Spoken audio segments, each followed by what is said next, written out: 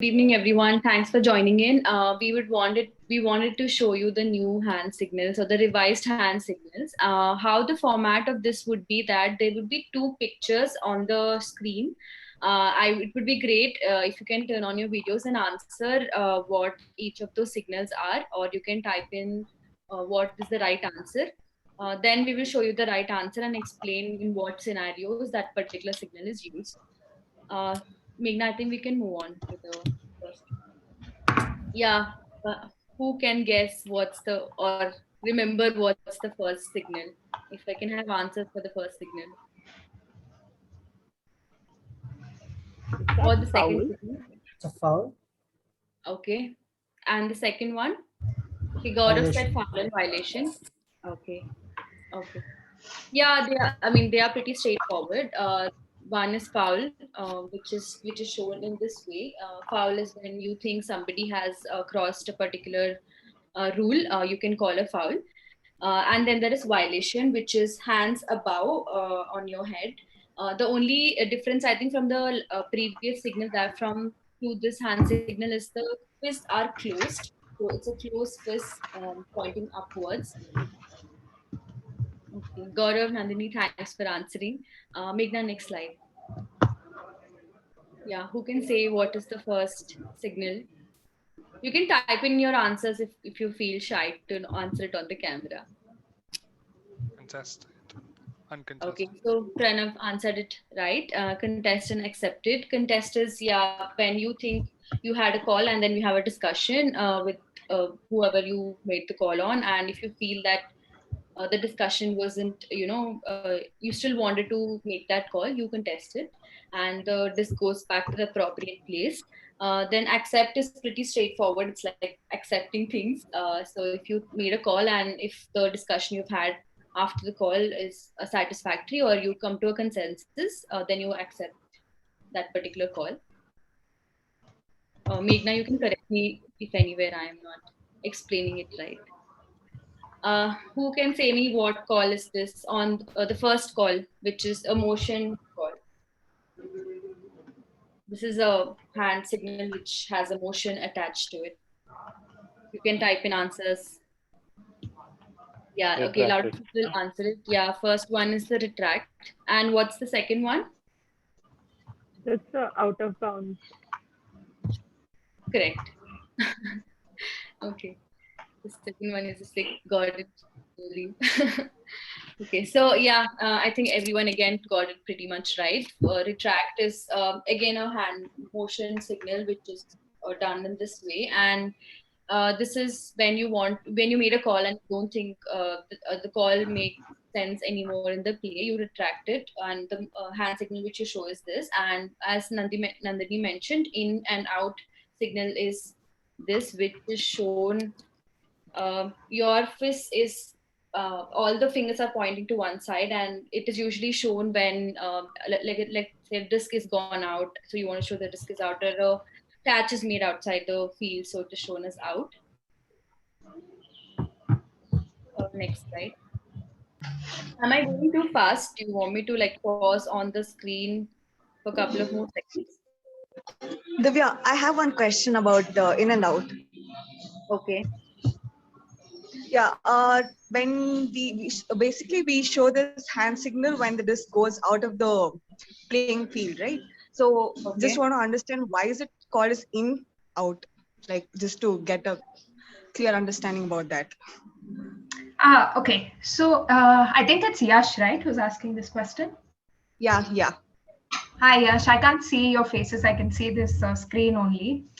So I'm just going off your voice. So the in out is also for a player. So for example, if I'm running and I catch the disc and maybe I'm looking up while I'm catching the disc and I don't know whether I'm inside the field or outside the field, I can ask any of the other players to signal as to whether I'm in or out as well. Okay, yeah. So, and hence you point in to show that the person's in and you point out to show that the person's out. So basically, in case if we would like to get a perspective of this thing, we show this hand signal so that we'll get a clarity of what exactly it is in that particular situation. Correct. Yeah. Okay, got it. Yeah, thank you. Okay, moving on. Who can tell me what's okay? Gaurav answered it very quickly. Yes, the first signal is pick. Gaurav, it will be great if you can switch on your camera and answer. It will be really nice to see your face after a long time. But yeah, pick is again it's made in the way that is shown. Pick and travel. Um, yeah, thanks, Gaurav. Pick is called when there's an offender and a defender, and if the defender is being intercepted by some other player, and then it is called then we call pick, and it is indicated with this hand signal. Travel is indicated against a hand motion in a forward direction in the way it is shown in the video. Travel is called, we always have a pivoted foot in Frisbee when you hold the disc, and if that pivot foot moves, it is called travel. It is also one of the highest violations I do on the field, which I'll try to not do this season. Next. Just one addition to pick, right, is that anytime an offensive player is using someone as a screen to execute their cut, that's technically where you are pick, because you should be able to execute a cut without kind of using someone else to get away from your defensive player. Okay. Okay. Actually, I'll only ask a question over here. So if somebody is trying to do that in the game, do we call it, I mean, before, let's say the offender starts running, do we call it a pick then, or do we just ask them to adjust it accordingly? So see, if the disc is not in play, you can talk. But if the disc is in play, you don't typically pause and talk, right? So if maybe the handler is walking towards the disc, you could say, "Hey, this looks like a pick situation. Can you move?" But if the handler's already established pivot and you're not able to communicate that before, and a pick is a result of that kind of positioning, then you would end up calling it in the act of throwing or after the throw has been made. Okay. Can I just add, picks can also happen like unintentionally and after the cut has been made. Like, so the offensive player didn't use a screen, but then somebody came in the way of the defender blocking their path, causing the pick as well. So it's not always like the cutter intentionally using screens. Yeah. Thanks, Jaideep. Anyone else has any questions about pick or travel? Okay, we can move on. On travel, the recent rule is also that you don't need to stop or slow down, and that you can take up to 2 steps as long as you can catch the disc and release within the next 2 steps. So we should be a lot more careful about calling that during like a give go and stuff.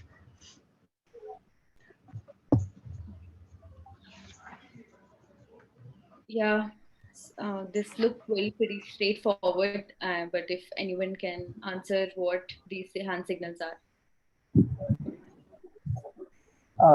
Whether the disc is grounded, I mean, before catching or it's not, whether it's properly catched. Yeah. Yeah, the hand signals are called up and down. They are shown, I mean, they are there to indicate if the disc is up or down. Up is your finger pointing upward vertically, and down is I thought it's like this, but apparently it's like on a 45-degree angle. It is indicate, I mean, when somebody is catching the disc very close to the ground, and if you have any if you could see it properly, or if your opinion is asked, that is how you show if it was up or down. Any pointers on this, Megna? Next. Okay, this can be slightly tricky. This is one of the changed ones, the first one, if anyone can answer.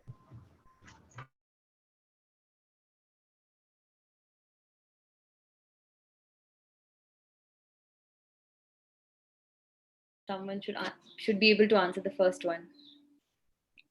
The first sign is basically I'm confused, but it says 4 girls. Okay, no. I'll give Okay. you a clue. It has to do with the arms. Yeah. Oh, that's a good clue. Shit, I'm sorry, I don't think I know. No, that's okay. It's Huh. this is when it gets okay. Anyone know what the second one is? Second one's fairly easy. Second one is turnover. Yeah. So the first one is actually the marking infraction. So anything that is wrapping, straddle, fast count, disk space, all of that comes under this now. It's like whenever somebody's like intruding into your disk space, you'll be like, hey, get away from me by showing this violation. Okay, bad joke, but moving on. Yeah, and if people can answer, what's the first one and the second one? I think second one's pretty easy, but everybody can answer it.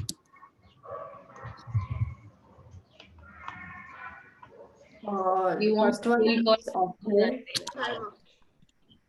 Okay. The second one, Tareen.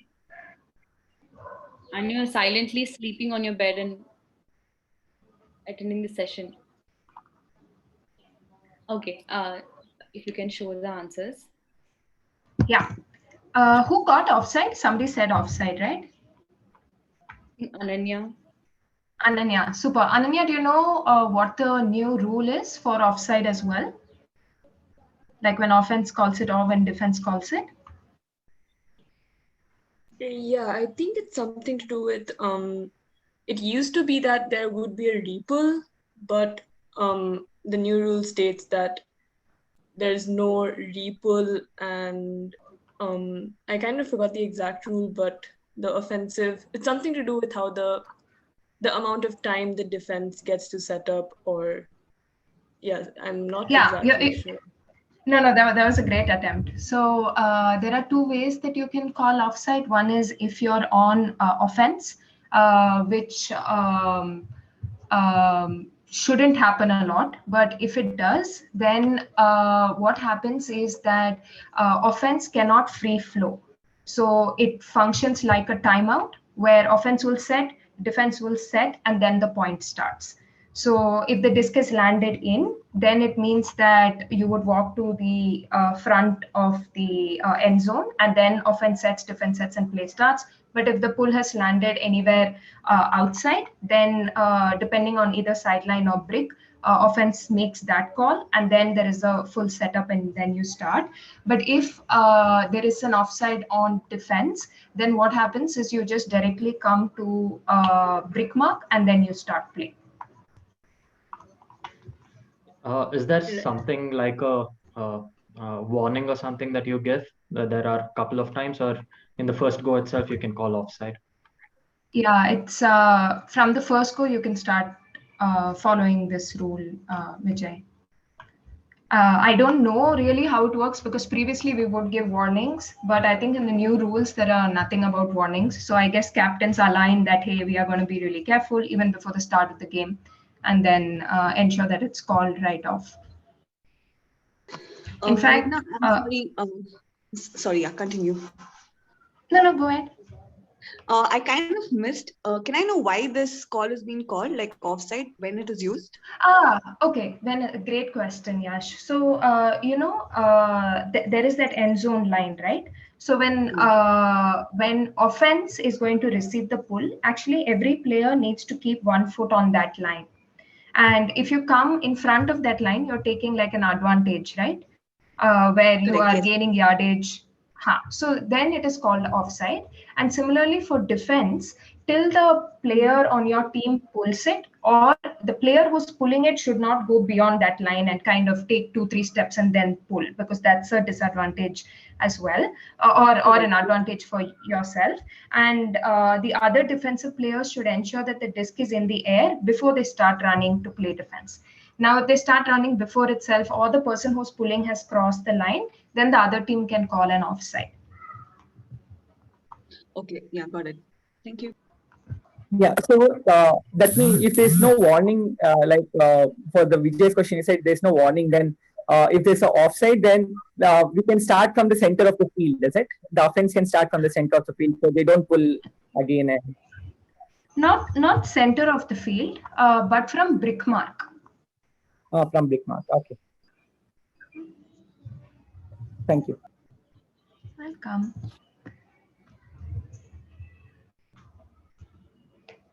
Yeah. So Megna, I have a question there. What if the Yeah. disc doesn't reach, like it only stays at half the field? It doesn't even get to the brick mark. So wouldn't you be losing space if you call offside? Yeah, so then in that instance, you actually start from wherever the pull has landed. Okay, so basically if the disc crosses If the it is, brick yeah, mark, yeah, then you might. yeah, yeah. Good question.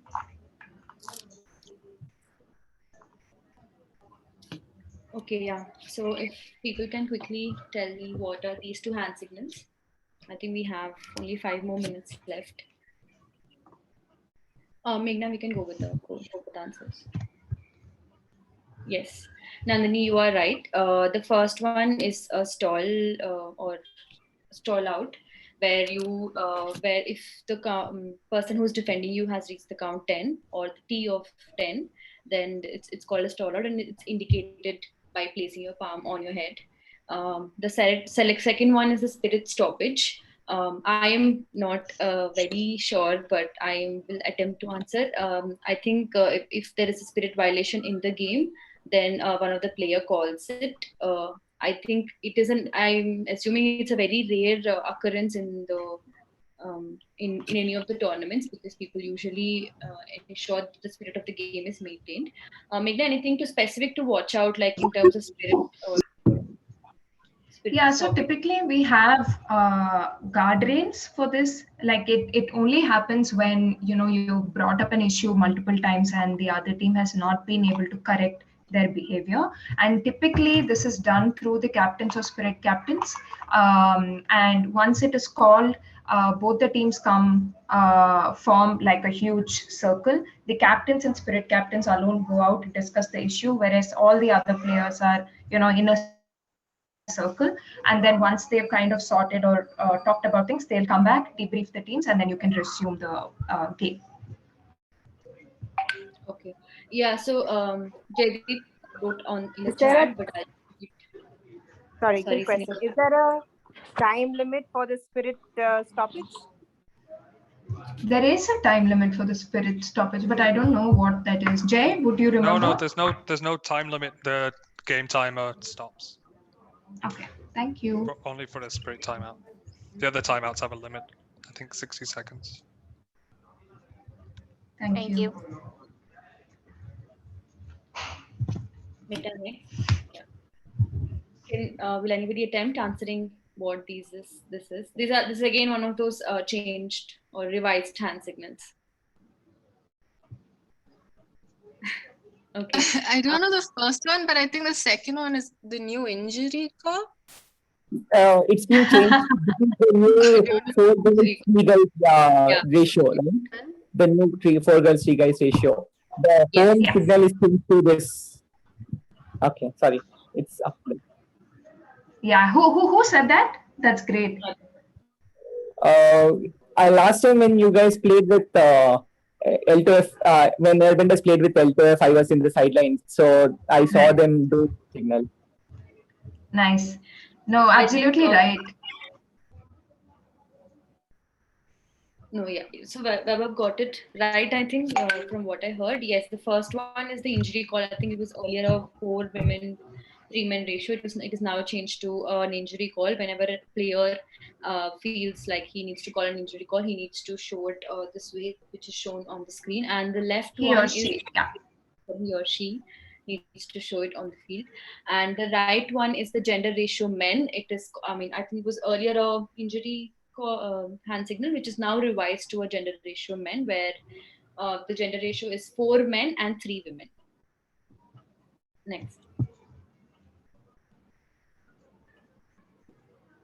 If anybody can attempt answering. The right side is not, no, it's not Airbenders dab.